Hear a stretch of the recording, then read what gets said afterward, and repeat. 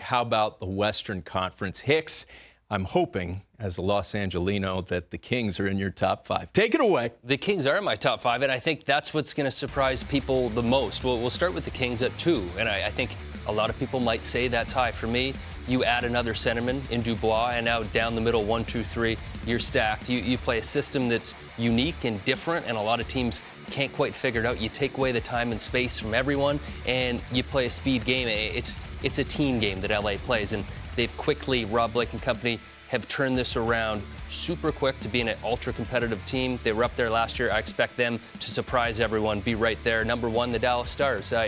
The firepower, the star power, all the pieces there, they all return. Dallas is my top team in the West.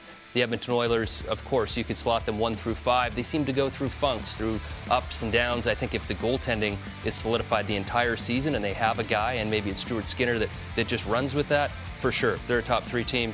Colorado Avalanche, the firepower, the high-end skill that we talked about with Makar, Nathan McKinnon, they're too good to be outside of the top 5. And rounding it out, the defending Stanley Cup champs, you can't leave them out. I think there'll be a little bit of wear and tear on those bodies, and we've seen this with Cup winners. The next season, it takes a while. You know how good you are. You're going to get to that point and probably play a little catch-up near the end of the year. Yeah, my teams are very much the same. Might be exactly the same, actually. Maybe different order too. But yeah. This is where it gets interesting in both conferences. I feel like there's going to be a lot of movement outside of the top 5 as the power rankings. Yeah.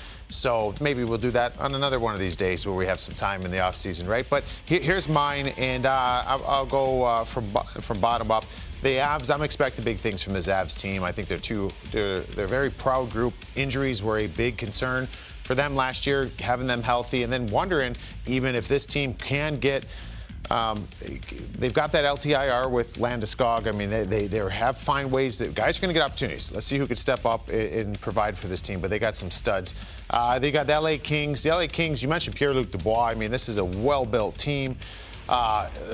Listen, I don't think you should hold your team hostage about being traded until you're UFA. You can have that decision. I'm all eyes on Pierre-Luc Dubois. Is he ready to play hockey now, to dig in one city? I mean, he got what he wanted here. Let's see you deliver right now, because he could be a huge factor for this Kings team. I love their build.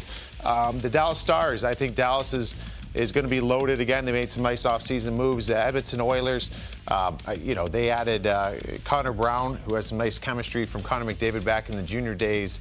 They're going to have a full season of Matthias Ekholm. I think Evan Bouchard is going to take another step because he's going to have more and more opportunities.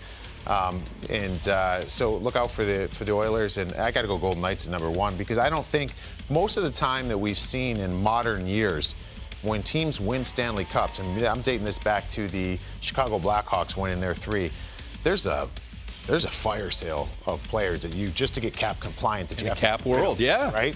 These guys, they lost some pieces. Don't get me wrong. They're going to miss Riley Smith. But they are able to retain Ivan Barbashev. Like, they're pretty much bringing back the same squad. I didn't think they'd be able to bring back Aiden Hill and Barbashev. They brought them both back. So they're still the measuring stick for me in the West.